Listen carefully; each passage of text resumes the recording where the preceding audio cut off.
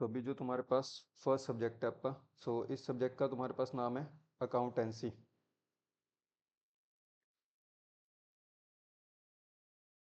ठीक है। सो जो अकाउंटेंसी अपने पास ये जो नाम है, तो इस नाम की मीनिंग वगैरह में अपन अलग से जाएंगे। जो तुम्हारे इनिशियल कुछ चैप्टर है उनके बारे में तुम्हें थोड़ा सा हिंट दे देता हूँ। जो तुम्हारा फर्स्ट चैप्टर है वो तुम्हें ये बताएगा कि जो अकाउंटेंसी है वो हम लोग करते क्यों हैं, इसका ऑब्जेक्टिव क्या है, इसका मीनिंग क्या है, वगैरह वगैरह। ठीक। तो अब इनिशियली जो अपने 6 चैप्टर हैं, पहला उनका सिनेरियो गेन कर लोगे कि उनका ओवरव्यू क्या है। उसके बाद हम लोग वन बाय वन मैं तुम्हें कौन से चैप्टर के साथ स्टार्ट करवा रहा हूँ ये पता लग जाएगा। अब ये जो मैं करवा रहा हूँ ये करवा रहा हूँ डी के गोयल की बुक के अकॉर्डिंग। तो मैं जो जो भी यहाँ पे चैप्टर लिख रहा हूँ ये डी के गोयल साहब की बुक के अकॉर्डिंग है। अगर तुम लोग अपने स्कूल के पॉइंट ऑफ व्यू से अगर टी एस अग्रवाल भी फॉलो करते हो तो उसमें दिक्कत कुछ नहीं है। सम्स डिफरेंट हो जाएंगे, जो कंसेप्ट है वो सारे के सारे रहेंगे सेम। लाइक अगर मैं कंसेप्ट नोट डाउन करवा रहा हूँ तो चाहे वो डी के गोयल के सम करने हो तो वो भी हो जाएंगे, टी एस अग्रवाल के करोगे तो वो भी हो जाएंगे। ठीक है। तो अभी बुक्स का कोई भी इशू नहीं है, नोटिंग यहाँ पे तुम्हारे पास खूब सारी हो जाएगी। तो अभी मैं जो चैप्टर के नाम लिख रहा हूँ वो डी के गोयल साहब की बुक के अकॉर्डिंग है। तो एक तुम्हारे पास सबसे पहले है चैप्टर नंबर 1। ये जो चैप्टर नंबर 1 है ना ये प्योरली तुम्हारा थ्रेडिकल है।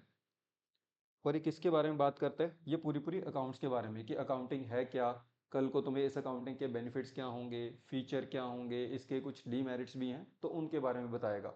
ठीक। तो बेसिकली अकाउंटिंग है क्या चीज़, तो इसका एक छोटा सा ओवरव्यू देता हूँ। अभी ये चैप्टर अपन नहीं स्टार्ट कर रहे हैं। अकाउंटिंग बेसिकली क्या है कि तुम लोग अपने पास जब भी कोई बिजनेस स्टार्ट करोगे तो एक ईयर एंड पे तुम्हारे पेरेंट्स या जिन्होंने तुम्हारे बिजनेस में इन्वेस्ट कराएगा तुमसे पूछेंगे कि सर आपने इस बिजनेस में इस साल कितना अर्न किया या कितना लॉस कमाया। ठीक है। तो आपने जो भी कमाया या गवाया उसका हिसाब तब मांगेंगे वो। अब अगर आपने 365 डेज में कुछ भी करा हो तो आप एक झटके में याद करके बता सकते हो कि कितना कमाया है कितना गवाया, अगर आपने उसको कहीं पे लिखा ही नहीं बता सकते ना। ठीक। तो अब उसके लिए अपन क्या करेंगे, अपन ड्यूरिंग द 365 डेज जो भी बिजनेस में दुकानदारी में परचेज करेंगे सेल करेंगे सबको एक कॉपी पे लिखेंगे जी। ठीक है। तो एक सिस्टमेटिक रिकॉर्ड करेंगे किसका, बिजनेस ट्रांजेक्शन का। उन बिजनेस ट्रांजेक्शन के बाद रिकॉर्ड करने के बाद ईयर एंड पे अपन उस रिकॉर्ड को देख के एक एनालिसिस कर पाएंगे और पता कर पाएंगे कि अपने को प्रॉफिट हुआ कि लॉस हुआ।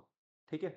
ये करना इसको अपन क्या बोलते हैं, अकाउंटिंग बोलते हैं। कि आपने जो भी एक बिजनेस में कोई ट्रांजेक्शन करी उनको सिस्टमेटिकली रिकॉर्ड करना, रिकॉर्ड करने के बाद उसके ऊपर एनालिसिस करना, एंड एनालिसिस करने के बाद एक कंक्लूजन ड्रॉ करना कि जी आपने प्रॉफिट अर्न किया या आपने लॉस इंकर करा। क्लियर, ये है अकाउंटिंग। अभी मैं सिर्फ इतना सा बता के इस चैप्टर को पास कर रहा हूँ। ठीक है। फिर आता है तुम्हारे पास चैप्टर नंबर 2 डी के गोयल साहब की बुक में। अब ये आपको बताएगा चैप्टर नंबर 2 बेसिक टर्म्स, कि अकाउंट्स में आपको कुछ चीज़ों के मतलब समझने होंगे जी। अब इसमें जिनकी भी डेमो लग चुकी है तो मैंने उनको गुड्स बताया था, एसेट बता दिया, ट्रेडर बता दिया, मैन्युफैक्चरर बता दिया, कैलेंडर ईयर बताया, फाइनेंशियल ईयर बताया, फिर उसके बाद लाइबिलिटीज़ बताया, कैपिटल बताया। ठीक है। तो ऐसे कुछ टर्म्स हुई, अभी उनको डिटेल में करेंगे। ठीक। सो जो रह गई थी वो यहाँ पे डिटेल में, इवन जो हो गई थी डेमो क्लास में वो भी दोबारा से लिख लिख के यहाँ पे याद करेंगे। तो चैप्टर नंबर 2 के कुछ टर्म्स आज ही करेंगे। फिर आता है जी आपके पास चैप्टर नंबर 3। ये चैप्टर नंबर 3 भी टोटली थ्योरी है। और इसमें यहाँ पे अपन थ्योरी में करते क्या है, अकाउंटिंग प्रिंसिपल्स। जब भी तुम लोग अपनी लाइफ में अपने बिजनेस में अकाउंटिंग करोगे, अगर खुद करते हो तो अकाउंटिंग करते टाइम ना दिमाग में कुछ चीज़ें 24/7 मेंटेन करके रखनी होती हैं। वो जो चीज़ें तुम लोग दिमाग में याद रखोगे ना तो वो उन्हीं को अपन क्या बोलते हैं, अकाउंटिंग प्रिंसिपल। फॉर एग्जाम्पल सबसे पहला एक अकाउंटिंग प्रिंसिपल है बिजनेस एंटिटी कंसेप्ट। उसमें आपको क्या मान के चलना होता है कि आप अलग हो और आपका बिजनेस अलग है, दो सेपरेट कॉन्सेप्ट है। ठीक है। तो इस प्रिंसिपल का नाम उन्होंने क्या बोला है, बिजनेस एंटिटी कंसेप्ट। ऐसे हमारे पास 9 या 10 प्रिंसिपल हैं जिनको 24/7 अपने को अकाउंटिंग करते टाइम दिमाग में रखना है। तो ये सबसे बोरिंग वाला टॉपिक है, इसमें अपन क्या करेंगे, जितने भी प्रिंसिपल है ना, जब बाकी चैप्टर कर रहे हैं ना तो एक एक प्रिंसिपल निपटा देंगे। मैं एक एक प्रिंसिपल करके तुम्हें बाकी चैप्टर में बता दूंगा। जिस दिन तुम लोग चैप्टर खोल लोगे ना तो तुम्हें लगेगा कि सर ये तो अपना हो ही गया सारा। ठीक। अगर मैं अभी इसको उठा लूँ तो ये सबसे बोरिंग वाला टॉपिक है, तो मैं इसको कभी भी इकट्ठा नहीं उठाऊंगा। बाकी चैप्टर में तुम्हारा एक एक प्रिंसिपल होता जाएगा, अपने को कुछ प्रिंसिपल एंड कुछ कन्वेंशंस क्लियर करने हैं। ठीक है। नेक्स्ट आता है जी आपके पास चैप्टर नंबर 4, जो मैं आज की ही क्लास में खत्म करवा दूंगा तुम्हारा जी। Chapter number 4 is accounting process.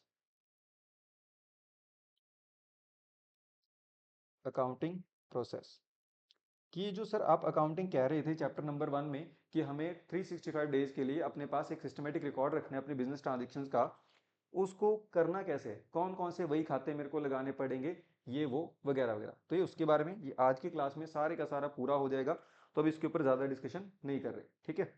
फिर तुम्हारे पास आता है चैप्टर नंबर 5। ये चैप्टर नंबर 5 आपको बताएगा कि हमारे पास ना कुछ accounting Ind AS, accounting standard, IFRS करके कुछ चीज़ें हैं। मतलब जो सरकार है उन्होंने आपको कुछ चीज़ों का ना अकाउंटिंग ट्रीटमेंट बताया हुआ है, और उसके लिए क्या बने हुए हैं, इंडिया में बनी हुई है दो चीज़ें, एक तो अकाउंटिंग स्टैंडर्ड जिसको मैंने एएस लिखा है, एक इंड एएस बने हुए हैं बड़ी बड़ी कंपनीज के लिए जिसको मैंने इंड एएस लिखा हुआ है, और एक अगर आप इंटरनेशनली व्यापार करते हो बिजनेस करते हो तो आपको आईएफआरएस फॉलो करने होते हैं, इंटरनेशनल फाइनेंशियल रिपोर्टिंग स्टैंडर्ड्स। वहाँ की सरकारें आपको बोलती हैं कि जब आप अकाउंट कर रहे हो ना तो हमें आपके अकाउंट्स में ये चीज़ें चाहिए। तो जो ये जो सरकारी कंप्लायंस है ये आप किस चैप्टर में पढ़ोगे, चैप्टर नंबर 5 में। हमारे स्कूल में इस चैप्टर को छेड़ा भी नहीं जाएगा, ठीक है। बट मैंने सीए परस्यू कर रहा हूँ, मैं अपने पास मेरा फाइनल फर्स्ट ग्रुप क्लियर है, तो मैं यहाँ पे तुम्हें इन चीज़ों के बारे में डिटेल दूंगा, और आगे चल के सीए में किस तरीके से काम आती हैं ये होगा। एग्जाम में शायद तक तुमसे क्वेश्चन ना पूछा जाए, बट मेरा एक रोल एंड रिस्पॉन्सिबिलिटी ये रहेगा कि इसको करवाना है, ठीक है। इसको सिलेबस के बिल्कुल एंड में देखेंगे। फिर आता है आपके पास chapter number 6। First practical chapter start होएगा तुम्हारा चैप्टर नंबर 6 से। इसका नाम है अकाउंटिंग इक्वेशन। पहला प्रैक्टिकल चैप्टर तुम्हारा अकाउंटिंग इक्वेशन। इसमें तुम्हें क्या करना है, मैं तुम्हें एक ना बिजनेस ट्रांजेक्शन बताऊंगा दुकानदारी में, और तुमने मुझे ये बताना होगा कि उससे हमारी दुकान में ये कम हो जाएगा और ये बढ़ जाएगा। फॉर एग्जाम्पल के लिए मैंने क्या करा, मार्केट में जाके ना अपने गले से 1 लाख रुपए निकाले, एंड गले से 1 लाख रुपए निकाल के मैं मार्केट में परचेज कर लाया गुड्स की। तो बताओ दुकानदारी में एक चीज क्या कम हो जाएगी और क्या बढ़ जाएगी।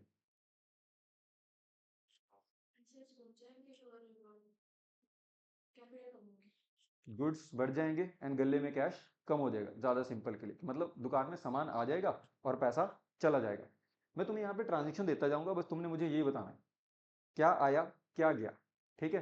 क्योंकि जब भी दुकान में बैठ के कोई भी ट्रांजेक्शन करेंगे बिजनेस में तो अपा क्या बोलेंगे कि भैया एक हाथ कुछ जाएगा तो दूसरे हाथ कुछ आएगा भी। तो तुमने सिर्फ मेरे को ये बताना है कि ये जाएगा और ये आएगा।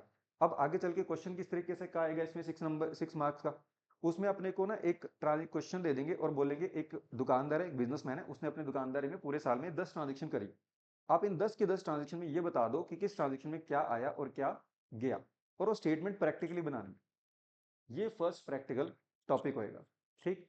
अभी आज अपन अपने पास स्टार्ट करते हैं इस वाले चैप्टर से जो कि है अपना अकाउंटिंग प्रोसेस, ठीक है। कि आप अपने बिजनेस में अकाउंटिंग करोगे कैसे। तो ये अकाउंटिंग प्रोसेस वाले चैप्टर का टाइटल लिख लो और आज की आज ये खत्म हो जाएगा। Accounting process. तो मेरा एक पैटर्न रहता है क्योंकि अभी तुम लोग अपने पास कॉमर्स स्ट्रीम में नए नए आए हो, ठीक है। जब ट्वेल्थ होगी ना अपनी तो ट्वेल्थ में मैं सीक्वेंस खराब नहीं करता, जैसे बुक में चैप्टर दिए होंगे बिल्कुल वैसे ही चलेंगे। अभी मैंने इनका रीसीक्वेंसिंग इस वजह से करा हुआ है क्योंकि तुम लोग अपना सारा ये सोशल साइंस साइंस वगैरह छोड़ के आए हो, एक फ्रेश माइंड से अपने पास ये सब्जेक्ट को परस्यू कर रहे हो। तो मैं जो पहले ईजी वाली चीज़ें हैं वो तुम्हारे सामने रखूंगा, धीरे धीरे लेवल बढ़ता जाएगा तो तुम लोग भी कंफर्टेबल रहोगे एंड एक सीक्वेंस बनता जाएगा, ठीक है। तो अब सबसे पहले सबसे इजी वाला चैप्टर स्टार्ट करें, अकाउंटिंग प्रोसेस। अब तुम लोग मुझे ये बताओ कि अभी तुम लोगों ने अपने पास क्या करा, एक स्कूल में एडमिशन ले लिया, ठीक है, किसी व्हाट्सएप स्कूल में जो भी तुम्हारा स्कूल है। कितनी तारीख को मैं ये मान लूं कि तुम्हारा एडमिशन इफेक्टिव हो जाएगा, 1 अप्रैल से या 1 जन से, 1 अप्रैल से। तो जी अभी इसी स्टोरी को कंटिन्यू करते जाएंगे, लिखते भी जाएंगे, तुम लोग भी लिखते जाओगे मैं भी। कि तुमने क्या करा जी, तुमने एक स्कूल ज्वाइन करा, कितनी तारीख को, 1 अप्रैल 2020 एंड 25, ठीक है। स्कूल में स्टडी करने जाएंगे जी। तो स्कूल में जाके अपन क्या करेंगे, स्टडी, ठीक है। मान लो कि जी अभी तुम्हारा जैसे अभी दिल तो ये वाली क्लास में आने का भी नहीं कर रहा, स्कूल जाने का तो करना ही क्या है। अब बाई चांस धक्के से घर वालों ने स्कूल भेज दिया एंड अपा महाराज कॉपी पेन सब घर पे भूल गए। वहां पे जाते ही पहले टीचर बड़े स्ट्रिक्ट वाले एंड बोलते बच्चों जी बस कॉपी पेन निकालो एंड लिखना स्टार्ट कर दो। अपने पास कॉपी पेन है ही नहीं। एक बच्चा तो क्लास में ऐसा होएगा ना जो सबसे पहले वाला डेस्क जाके रोक के बैठ गया है, मैं तो आज मतलब अपन तो सारा ही पढ़ के जाएगा आज। वो बंदा तो शायद तक दो दो रफ कॉपी ला के बैग में बैठा हो जी, दो चार फेयर कॉपी भी लेके आओ, पेन भी चार चार पांच पांच नहीं ले आया होएगा ना ऐसा पढ़ाकू टाइप। अब क्या होएगा जी, ये बंदा सिर्फ नोटबुक से लेके आया एंड तुम लोग पहुंच गए जी स्कूल और बिना नोटबुक बिना पेन के। चलो पेन अरेंज हो गया जी, तो जो नोटिंग करोगे उसके लिए पेपर चाहिए, पेपर का कैसे जुगाड़ करोगे बताओ। जो कॉपी लेके आया भर भर के, उससे वो कहते हैं ना सुई वाला पेज, हाँ भाई निकालो एक पेज, तो वो ऑब्वियस सी बात है सबको पेज बांटता फिरेगा। ठीक है, तुमने क्या करा, हाँ जी, कि अगर स्टडी स्टार्ट हुई बट तुम लोग अपने पास कुछ लेके नहीं गए, तो तुमने क्या करा, उससे पेज मांगा और उस पेज के ऊपर नोटिंग कर लीजिए। ठीक है, अब जो जो टीचर आता गया एक एक पेज मांगते गए और जी काम चलता गया। तुम्हें कौन सा पता था कि आज फर्स्ट डे है, कितने लेक्चर लगेंगे कितने नहीं।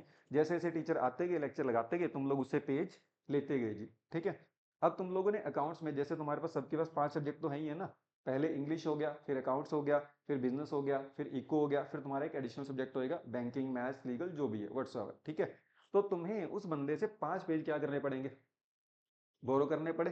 तुमने उससे पांच पेज ले लिए जी। ठीक है, तुम्हें लगा कि आज तो जो पढ़ाया ये दोबारा नहीं पढ़ाया जाएगा, तो ये रेलिवेंट है, इसको संभाल के रखना पड़ेगा। ठीक है, तुम लोग बताओ कि घर जाते ही इसको किस में रिकॉर्ड करोगे, इस डेटा को, इस इंफॉर्मेशन को। ठीक है, या तो कॉपी पे लगा दोगे या उसको अपनी एक रफ कॉपी लेके आओगे और उसके ऊपर लिख दोगे जी। ठीक है, बोल दोगे 1 अप्रैल का डे डाल दोगे एंड एक रफ कॉपी पे इसको क्या कर दोगे, रिकॉर्ड जी।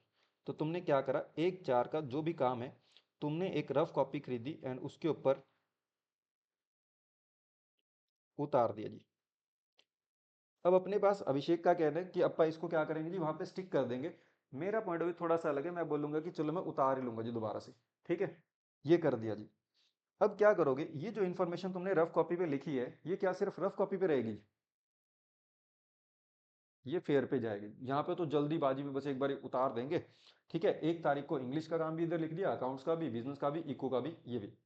फिर तुम लोग क्या करोगे जी, घर पे अलग अलग जाके फेयर कॉपीज लगाओगे।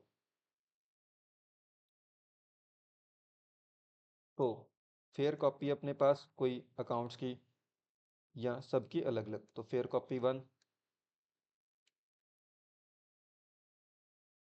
Fair copy 2 and fair copy 3। ठीक है, अब ये बताओ क्या ये काम पूरा साल चलता जाएगा, बिल्कुल चलता जाएगा जी। हर एक दिन स्कूल जाओगे, क्या करोगे, रफ कॉपी पे काम, रफ कॉपी के बाद घर पे आके फेयर कॉपी पे। एग्जाम आ गए जी, अब क्या करोगे, अब रफ कॉपी फेंक दोगे, सिर्फ कौन सी उठाओगे, फेयर कॉपी, उससे नोट्स बनाना स्टार्ट कर दोगे। ठीक है, मतलब मैं अगर कहूँ तो अभी अपने जो यहाँ पे मंडी वाले स्टूडेंट है इतना ज़्यादा नोट्स की तरफ अट्रैक्टिव नहीं होते, बट मैंने ये चंडीगढ़ में अपने पास स्टडी देखी है ना, तो वहाँ वाले बच्चे जो नोट्स है ना वो बनाने में बड़ा इंटरेस्ट रखते हैं।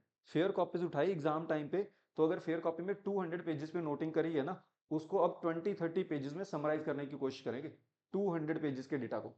जो याद हो गया उसको नहीं लिखेंगे, जो नहीं याद हो रहा या जो कीवर्ड है वो किस पे उतार लेंगे, नोट्स पे जी।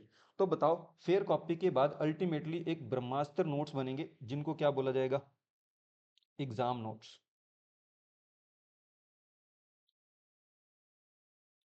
ठीक है, एग्जाम नोट्स बनाए, एग्जाम हुए, काम खत्म,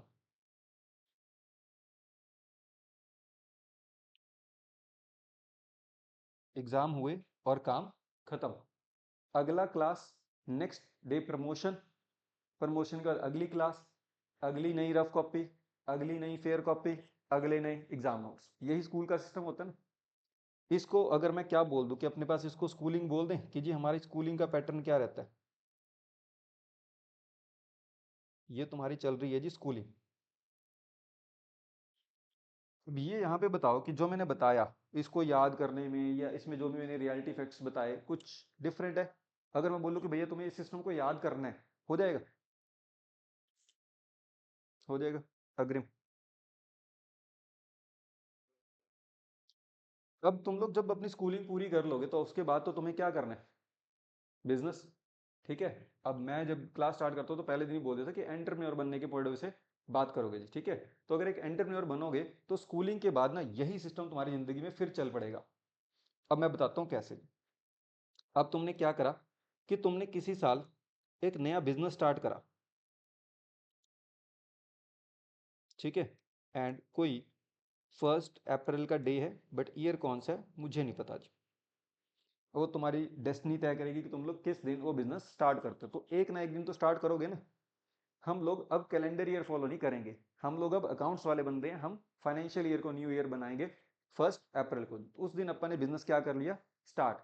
अब इस बिजनेस में आप क्या करोगे, जो भी ये खरीदारी या बेचना वगैरह ये करोगे तो इसको बोला जाता है बिजनेस ट्रांजेक्शन।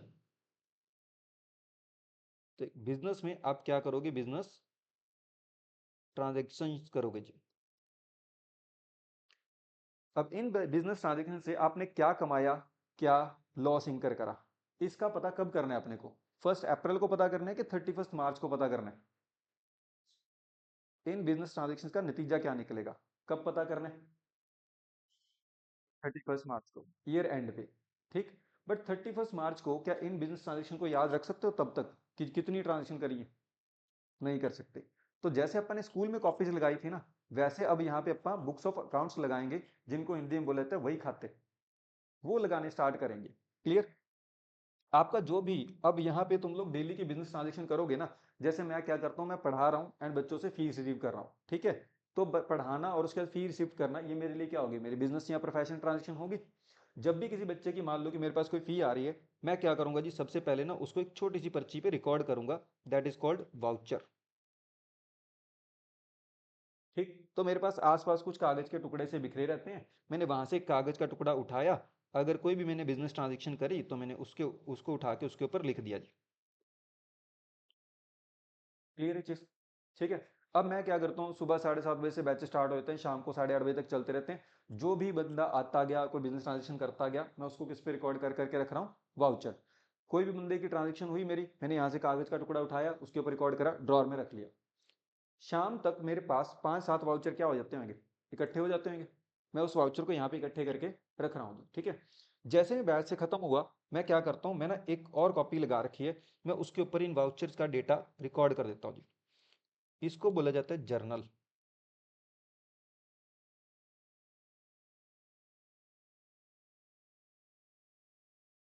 जर्नल हमारे बुक्स ऑफ अकाउंट्स के ना रफ नोटबुक है। क्या करना है, जितने भी दिन के वाउचर मैंने बनाए हैं ना, सारे के सारे मैंने डे वाइज किसके ऊपर चढ़ाते जाने, जर्नल में। क्लियर चीज। उसके बाद वाउचर मेरे कोई काम के नहीं, क्योंकि वाउचर क्या होते हैं, बिखर जाते हैं कई बारी। अब किसी स्टूडेंट की फीस आ गई जी, मैंने उसका वाउचर बना के यहाँ पे रख लिया, वो बाई चांस मिसप्लेस हो गया। उसके बाद मैं जब बाकी के वाउचर ढूंढूं तो बच्चा बोले सर फीस तो आपको ज्यादा आ गई है, आप कम बता रहे हो। क्यों, क्योंकि एक वाउचर क्या हो गया, मिसप्लेस हो गया। तो इस मिसप्लेस होने से मेरी अकाउंटिंग गड़बड़ ना हो जाए, मैं क्या करता हूँ, मैंने एक रफ कॉपी लगा रखी है, मैं डेली के डेली जो वाउचर है उसके ऊपर क्या करता जाता हूँ, वाउचर का डाटा उसके ऊपर रिकॉर्ड करता जाता हूँ जी। क्लियर होगी ये वाली बात। अब अगर कोई स्टूडेंट मेरे से आके पूछे, सर बताइए जरा मेरा कितना बकाया रह गया, क्या मैं जर्नल देख के विद इन ए सेकंड्स बता सकता हूँ, सोच के बताओ, विद इन ए सेकंड क्यों नहीं बता सकता। बिल्कुल। हम्म। तो मेरे को अब देखना पड़ेगा हर एक दिन कि उस बच्चे की फीस 1 तारीख को तो नहीं आई, 2 तारीख को कितनी आई, 3 तारीख को कितनी आई। तो अगर कोई बच्चा सडन आके पूछे तो मैं उसका आंसर नहीं कर सकता जर्नल से। इसी वजह से मेरे को एक बुक ऑफ अकाउंट और बनानी पड़ेगी। मेरे पास अगर 50 बच्चे आते हैं ना, मेरे को 50 लेजर खोलने पड़ेंगे जी। ये मेरी फेयर कॉपी होगी, ठीक है। अब मेरे को क्या करना है, अब मेरे को जर्नल का डाटा फिर आगे एक जगह पे चढ़ाना है जी, दैट इज कॉल्ड लेजर। अब लेजर मेरे क्या होंगे, बुक्स ऑफ अकाउंट। लेजर में मैंने क्या करना है, मेरे पास मैं एक रजिस्टर लेके आऊंगा, उस रजिस्टर के हर एक पेज पे ना एक एक स्टूडेंट का, जो जो मेरे कस्टमर हैं, जो मेरे डीलर हैं, मैं उनका अकाउंट खोलता जाऊंगा जी। क्लियर। तो अगर मेरे पास 100 स्टूडेंट आएंगे, तो मेरी बुक्स ऑफ अकाउंट्स में 100 से ज्यादा क्या खुलेंगे, लेजर खुलेंगे जी। ये लेजर मेरे लिए कौन सी कॉपीज होगी, फेयर कॉपीज। क्लियर। फिर ये जो फेयर कॉपीज हैं, इनसे ईयर एंड पे कुछ चीजें बनेंगी जी। इनको बोला जाता है ट्रायल बैलेंस। और फिर इस ट्रायल बैलेंस को देख देख के मुझे एक बनाने हैं फाइनल अकाउंट्स, जो मुझे बताएंगे कि मुझे प्रॉफिट हुआ कि मुझे नुकसान हुआ। अब बताओ कितना मुश्किल था। यही है अकाउंटिंग प्रोसेस। इजी है कि डिफिकल्ट? दैट मीन्स कि अगर तुम लोग अपने बिजनेस में खुद अपनी अकाउंटिंग करने लगो तो तुम्हारे पेरेंट्स क्या बोलेंगे? तुम्हें एक स्टेशनरी शॉप पे जाना है, जैसे अभी स्टेशनरी शॉप पे ये खरीदते हो ना, वैसे ही तुम्हें वही खाते भी स्टेशनरी शॉप से भी मिलते हैं। अगर तुम लोग उनको बोलोगे ना वाउचर बुक दे दो जी, तो एक छोटी सी अपने पास, जो अभी तुम्हारे पास ये A4 साइज नोटबुक है ना, इसके चौथे हिस्से के एक शीट के वाउचर होंगे, वो दे देंगे। उसके ऊपर तुम्हें क्या लिखना है, ये रिकॉर्डिंग करनी है। फिर तुम लोग वहां से प्री प्रिंटेड जर्नल भी लेके आ सकते हो। फिर उसके बाद लेजर बुक भी मिल जाती है उनके पास, एंड फाइनल अकाउंट्स की कॉपी मिल जाती है। एक वो लाल वही सी देखी हुई है, अंदर व्हाइट पेज होते हैं, वो फाइनल अकाउंट्स बनते होते हैं उसमें। ये होते हैं हमारे वही खाते। तो दैट मीन्स कि अगर मैं आपसे पूछूं कि भैया अगर आपको ये पता लग गया हो कि बुक्स ऑफ अकाउंट्स में क्या कुछ आता है, तो पता लग गया। सबसे पहला बुक्स ऑफ अकाउंट में क्या आता है? वाउचर। वाउचर के बाद जर्नल, जर्नल के बाद लेजर, लेजर के बाद ट्रायल बैलेंस, ट्रायल बैलेंस के बाद फाइनल अकाउंट्स। ये हमारे वही खाते हैं, एंड इनको बोला जाता है बुक्स ऑफ अकाउंट्स। तो अपने पास इन सबको अब एक ब्रैकेट में कर लोगे, और इसको बोला जाएगा इन सभी को बुक्स ऑफ अकाउंट्स। तो बताओ ये याद हो गया? अब अपनी क्लास में याद करने का तरीका क्या रहेगा? ये जो वाउचर है किसके इक्विवेलेंट है? जो स्कूल में आपने बच्चे से क्या मांगा था? पेज। ये जर्नल आपके बिजनेस की क्या है? Rough copy. ये लेजर आपके बिजनेस की क्या है? Fair copy. और वो आपके क्या है? Exam notes. ठीक है? जैसा स्कूलिंग वाला सिस्टम है ना, डिट्टो बिल्कुल यही बिजनेस में होता है। अब मैं तुमसे एक क्वेश्चन पूछता हूँ, मेरे को बताइए जरा, जो फाइनल अकाउंट्स हैं, क्या मुझे 24/7 प्रिपेयर करने, साल के सारे दिन मेरे को फाइनल अकाउंट्स और ट्रायल बैलेंस बनाना है? बिल्कुल लास्ट में बनाना है। चेक करके देखो एग्जाम नोट्स कब बनते थे? लास्ट में। तो ये भी कब बनेगा? लास्ट में बनेगा जी। बट मेरे को वाउचर, जर्नल और लेजर क्या ये डेली बनाने हैं?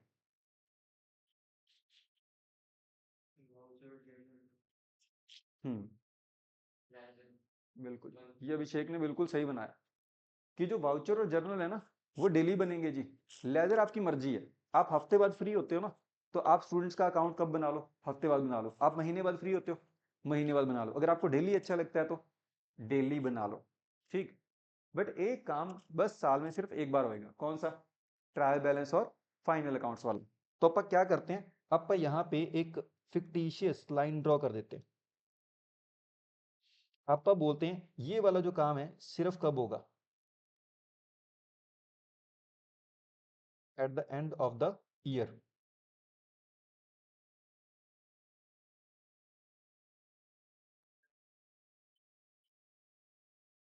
सो यहाँ पे अग्रिम का एक क्वेश्चन आ गया कि सर वाउचर में क्या फिल करते हैं जी? वाउचर में क्या होता है, आप अपनी लैंग्वेज में, लेमैन लैंग्वेज में वो चीज लिख लो जो आई, और वो चीज लिख लो जो गई। ठीक है? अभी जैसे मैंने पूछा था कि भैया कि आपके पास अगर आपने कैश परचेज करी गुड्स की, तो गुड्स आ जाएंगे और कैश चला जाएगा, बस वो लिखना है। ठीक है? अब तुम्हें बताता हूँ कि एक्चुअल में ये वाला जो काम होता है ना, दुकानदार ना, जो दुकानदार जिसको ना अपनी अकाउंटिंग करनी नहीं आती, वो ना इस काम के लिए बंदा रखता है। वो बोलता है मैं वाउचर भर सकता हूँ भाई, मेरे को नहीं बनाना आता लेजर। जो बंदा नॉन कॉमर्स फील्ड स्ट्रीम से होएगा, उसको तो नहीं पता ना ये क्या होते हैं। तो वो बंदा क्या करेगा, वो एक अकाउंटेंट को हायर करता है जी। ये सारा काम कौन करेगा? अकाउंटेंट करेगा जी। अकाउंटेंट डेली की डेली, अब जैसे मीना बाजार में ऑलमोस्ट सारे के सारे बंदे जो है ना, वो दुकानदार बंदे हैं। सबने अपने पास GST नंबर ले रखा है। सबका कच्चे में भी काम होएगा, पक्के में भी काम होएगा। पक्के में जो काम होता है उसके क्या बनते हैं? वही खाते बनते हैं।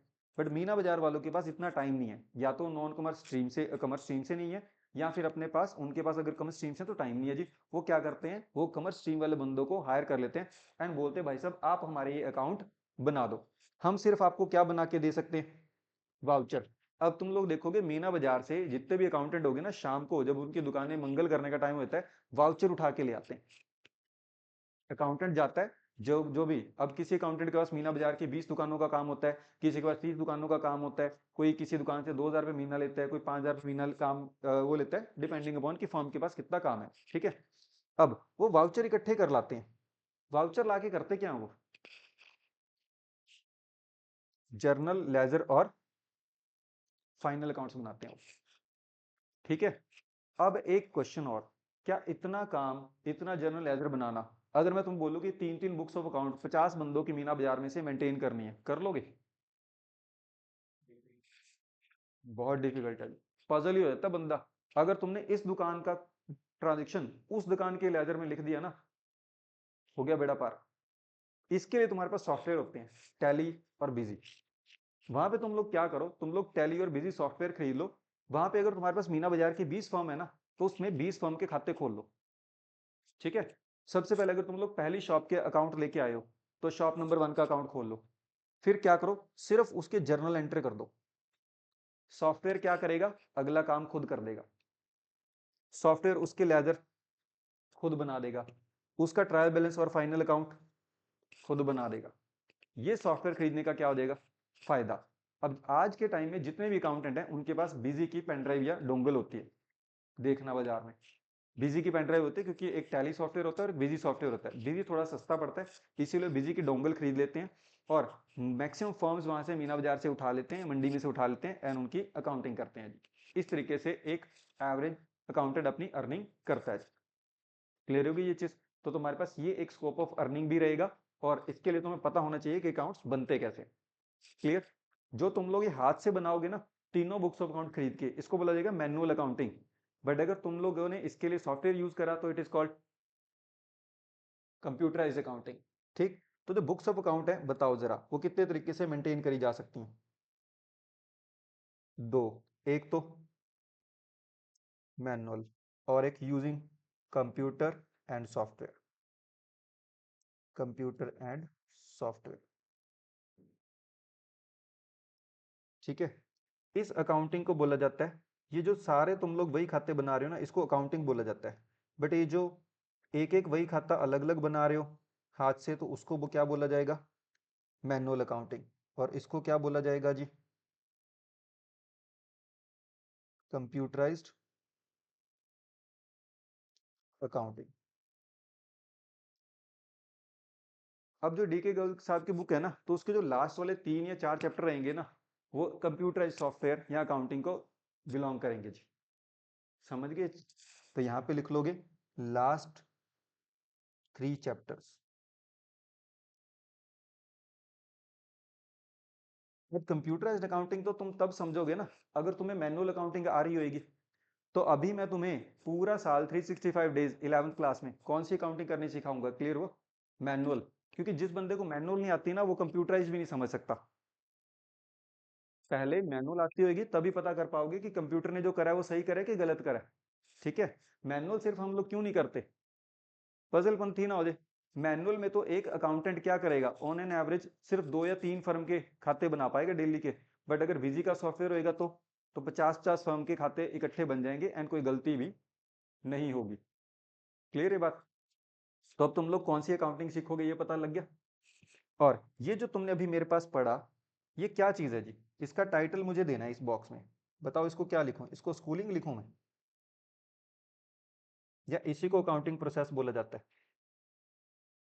इसी को बोला जाता है अकाउंटिंग प्रोसेस। ये होता है जी अकाउंटिंग करने का तरीका।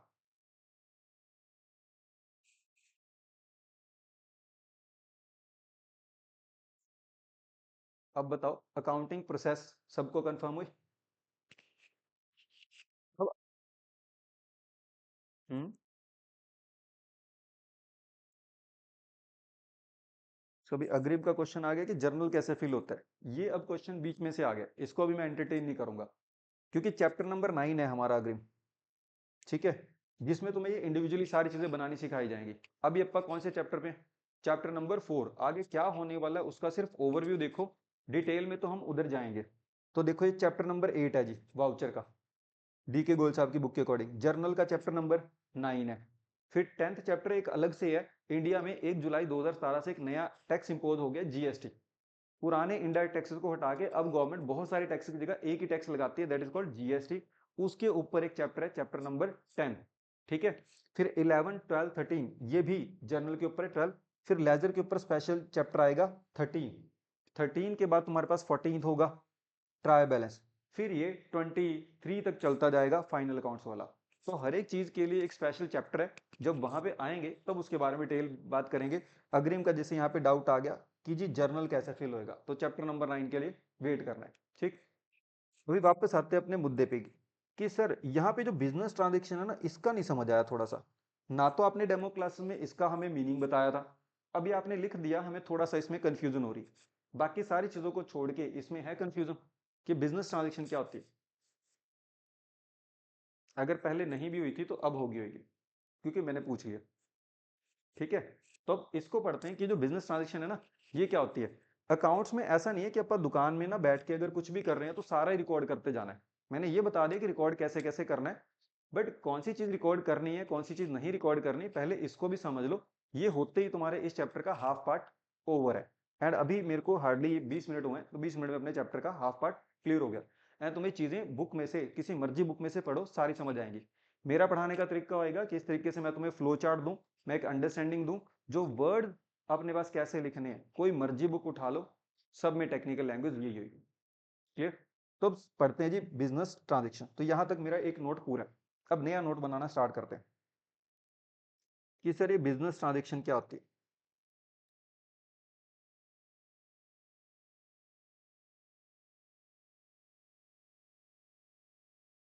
बिजनेस ट्रांजेक्शन, अब बिजनेस ट्रांजेक्शन होती है एनी इकोनॉमिक एक्टिविटी, अगर मैं बुक्स वाली लैंग्वेज में जाऊं, any economic activity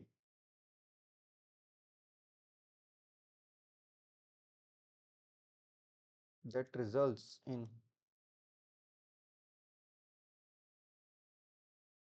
change of financial position। अब ये तो है बुक की लैंग्वेज, मेरे को मजबूरी में लिखवानी पड़ी। ठीक है, अब इसकी बहुत सिंपल और सुलझे हुए लफ्जों में इसका एक जो मतलब है बिजनेस ट्रांजेक्शन का, अगर तुम लोग बिजनेस में बैठ के कुछ भी ऐसा कर रहे हो जिसकी वजह से तुम्हारी फाइनेंशियल पोजीशन, मतलब तुम्हारी जो एसेट्स है ना या तुम्हारी लाइबिलिटीज है, उनमें कोई चेंज आ गया, तो उस ट्रांजेक्शन को क्या बोला जाएगा, बिजनेस ट्रांजेक्शन बोला जाएगा। ठीक है, अब मैं तुमसे कुछ एक दो एग्जांपल पूछता हूँ, फिर थोड़ा सा और डिटेल में चलते हैं। क्या हुआ, तुम लोग शॉप पे बैठे हो, ठीक है, कोई तुम्हारे रिलेटिव्स आते हैं, वो बोलते हैं भी घर के सारे मेंबर से मिलना है जी। तुम लोग शॉप पे हो, एंड तुम्हारे पेरेंट्स क्या करते हैं, वो तो घर पे आके मिल लेते हैं। तुम्हारे रिश्तेदार बोलते हैं भैया हमारे बच्चे तो इधर शॉप पे बैठे हैं, तो जाते हैं हम लोग शॉप पे मिल लेते हैं। वो आए, शॉप पे तुमसे मिले, हेलो हाय हुई, हालचाल पूछा, एंड जो भी अपने पास और दो चार बातें करी, वो चले गए। एक एक्टिविटी करी ना तुमने दुकानदारों से, दुकान पे रिश्तेदारों से मिलने की, क्या बिजनेस ट्रांजेक्शन है? क्यों? अब इसको टेक्निकली बोलना हो तो क्या बोलोगे, सर इससे मेरी फाइनेंशियल पोजीशन कैसे हिलगी। समझे? तो अभी जैसे हिमानी ने आंसर करा कि सर उसमें बिजनेस ट्रांजेक्शन जैसा क्या है, ऐसे नहीं बोल सकते ना। उसमें टेक्निकली अगर जाना हो तो क्या बोलोगे, सर इससे मेरी फाइनेंशियल पोजीशन हिली, नहीं हिली जी, तो कोई चेंज नहीं आया। तो बिजनेस ट्रांजेक्शन वो एक्टिविटी होती है, वो इकोनॉमिक एक्टिविटी जिसकी वजह से तुम्हारी कोई फाइनेंशियल पोजीशन में चेंज आया हो। समझे? अब नेक्स्ट बात करते हैं जी। अभी वो रिश्तेदार आए, अभी उन लोगों ने क्या करा कि उन लोगों ने भैया कि अब तुम लोग घर में छोटे हो, तो अगर वो नानके से आए हो तो फिर शगुन तो बनता ही है। चलो जी 1100 रुपये निकाले और ये लो जी, अप्पा ने उसको उठा के दुकान के गले में डाल दी। अब ये बिजनेस ट्रांजेक्शन हुई? अब सोच के आंसर करना। अभिषेक का मानना है हुई, हिमानी का मानना है हुई, अग्रिम हुई। क्यों? अब क्यों हुई? Exactly exactly. कैश बढ़ गया गले में। बिल्कुल, सो अग्रिम ने भी एक्सप्लेन कर दिया कि शॉप में पैसा आ गया, फाइनेंशियल पोजीशन हमारी क्या होगी, चेंज होगी जी। तो इस वजह से हम लोग बोलेंगे कि जी हमारी फाइनेंशियल पोजीशन में चेंज आ गया, तो it is a business activity. ठीक है, या बिजनेस ट्रांजेक्शन। अब वहीं पे अगर मान लो कि तुम लोग बड़े होते और कोई छोटा मिलने आया होता और तुम गले से निकाल के 1100 दे देते, तो भी हो जाती। शॉप में बैठ के गुड्स की परचेज कर रहे हो, गुड्स की सेल कर रहे हो, क्या ये बिजनेस ट्रांजेक्शन है? बिल्कुल है जी। क्यों? फाइनेंशियल पोजीशन चेंज हो रही है। ठीक है, अब मेरा टारगेट ये रहेगा कि तुम्हारे जो एमसीक्यूज है ना सीयूईटी के पॉइंट ऑफ व्यू से, चलो हमें यहाँ पे एग्जाम में 11वीं क्लास में तो जैसे मर्जी अटेम्प्ट करने हो, बट सीयूईटी में तो कहीं से भी कोई एमसीक्यू पूछा जा सकता है ना, तो तुम्हारे वो एमसीक्यू भी अच्छे हो, तो मैं कई बार क्या करता हूँ, मैं ज्यादा ही लेमैन लैंग्वेज में जाता हूँ ना, तो बच्चा वहां पे सीयूटी के एग्जाम में भी ये करने लग जाता है, लेमैन वाले आंसर लिखने स्टार्ट कर देता है या वही एमसीक्यू मार्क कराता है। तो अपने को वो नहीं चाहिए। जिधर अपने को परफेक्ट वर्ड चाहिए, मेरे को लगेगा ये एग्जाम में सीयूटी में पूछा जा सकता है, उधर मैं ये वर्ड यूज नहीं करूंगा। तो बिजनेस ट्रांजेक्शन मैंने एग्जाम्पल के लिए तुम्हें समझा दिया, बट अब तुम्हें भी पता लग गया कि जो बिजनेस ट्रांजेक्शन है जी वो क्या होएगा, कोई भी इकोनॉमिक एक्टिविटी जिससे तुम्हारी फाइनेंशियल पोजीशन क्या होगी, change, that is called a business transaction. अब ये जो बिजनेस ट्रांजेक्शन है, अब कहते हैं कि जी दो तरीके की होती हैं, एक फाइनेंशियल और एक नॉन फाइनेंशियल। तुम लोग अगर कोई भी ट्रांजेक्शन करोगे बिजनेस में तो वो दो तरीके की होगी, एक फाइनेंशियल और एक नॉन फाइनेंशियल। नॉन फाइनेंशियल बोले तो वो ट्रांजेक्शन जिनकी वजह से फाइनेंशियल पोजीशन में कोई चेंज नहीं आया। ठीक है। अब तुम लोग मुझे बताओ वही खातों में कौन सी लिखोगे कौन सी नहीं, एक लिखनी है एक नहीं लिखनी। क्लियर। बिल्कुल जी। तो यहाँ पे लिखोगे जी, these are recorded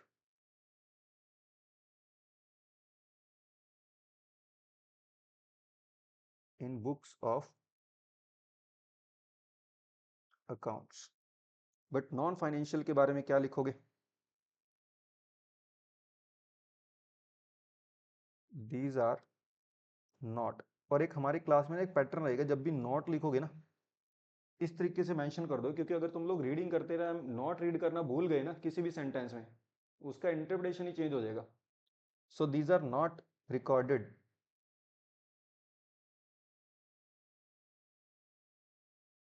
in the books of accounts. चलो जी। अब मेरा मकसद यहाँ पे ये था तुम्हें ये समझाना कि भैया आंखें बंद करके ही हर एक ट्रांजेक्शन दुकान में होने वाली बुक मत कर दियो, रिकॉर्ड मत कर दियो, पहले क्या चेक कर लियो कि वो रिकॉर्ड करने लायक है भी है कि नहीं है। तो कैसे चेक करोगे तुम लोग कि वो रिकॉर्ड करने लायक है कि नहीं है, अगर वो फाइनेंशियल नेचर की हुई तो रिकॉर्ड करोगे, अगर वो नॉन फाइनेंशियल नेचर की हुई तो रिकॉर्ड नहीं करोगे। क्लियर हो ये वाला मुद्दा। तो अब तुम्हारे पास बुक में जब तुम्हारा अकाउंटिंग प्रोसेस आता है, सो जब हमारे पास बुक्स ऑफ अकाउंट में या अकाउंटिंग प्रोसेस में ये चैप्टर अपन स्टार्ट करते हैं, तो वो बोलते हैं कि आपके अकाउंटिंग प्रोसेस में ना 5 स्टेप होते हैं। अकाउंटिंग प्रोसेस में कितने स्टेप होंगे, 5। अब मैं तुम्हें डी के गोयल वाली जो बुक की लैंग्वेज है ना वो लिखवा रहा हूँ, इसके साथ हमारी अकाउंट वाली क्लास ओवर हो जाएगी। ठीक है। एंड उसके बाद अपन ने इको वाला जो सेशन है वो स्टार्ट करना है। तो अब यहाँ पे जो तुम्हारी अकाउंटिंग प्रोसेस है उसके बुक के अकॉर्डिंग 5 स्टेप लिख लोगे। ये जो मैंने 2 नोट तुम्हें बनवाए हैं, ये हमेशा अपने पास एक इमेज कैप्चर कर लेनी है इस चीज की कि ये फ्लो चार्ट है, ये एक बैकबोन रहेगा अपने टॉपिक का, कि जिस दिन भी तुम लोग कुछ भूलो, मेरी क्लास चाहे हो तुम्हारे पास ना हो एक्सेसिबल, तुम लोग ये देखो तुम्हारी सारा याद आ जाएगा कि अकाउंटिंग में अपन क्या कुछ करते हैं। ठीक है। ये हो गया उसके व्यू के लिए। फिर मैंने बोला कि एक जगह पे कॉन्शियस हो जाइयो, सीयूटी के पॉइंट ऑफ व्यू से वो पॉइंट रेलिवेंट है, कि आंखें बंद करके सारे business transaction books of account में रिकॉर्ड कर देंगे, नहीं। जो फाइनेंशियल नेचर की होंगी, only those transaction will be recorded in the books of accounts, and those which are non-financial would not be recorded in the books of accounts. Clear? अब अपने पास क्या करो कि 5 स्टेप लिख लोगे अकाउंटिंग प्रोसेस के जो तुम्हारी बुक में दिए हुए हैं। 5 steps in accounting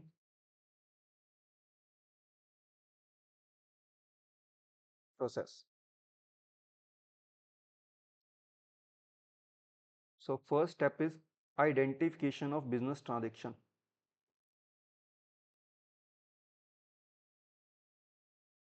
Identification of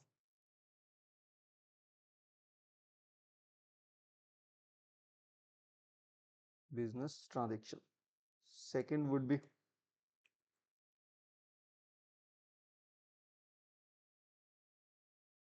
recording in voucher. Third one is recording in journal. Fourth, ledgers. Fifth, preparation of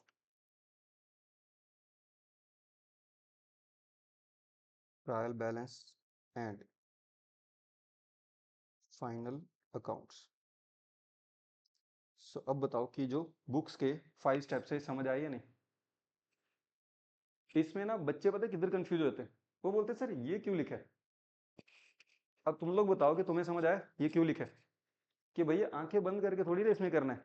ठीक है, तुम्हें समझ आ गया कि जी सबसे पहले ट्रांजेक्शन किस में रिकॉर्ड होएगी, वाउचर में, फिर उसके बाद जर्नल में होएगी, फिर लेजर में होएगी, फिर ट्रायल बैलेंस बनेगा, फिर फाइनल अकाउंट्स बनेगा।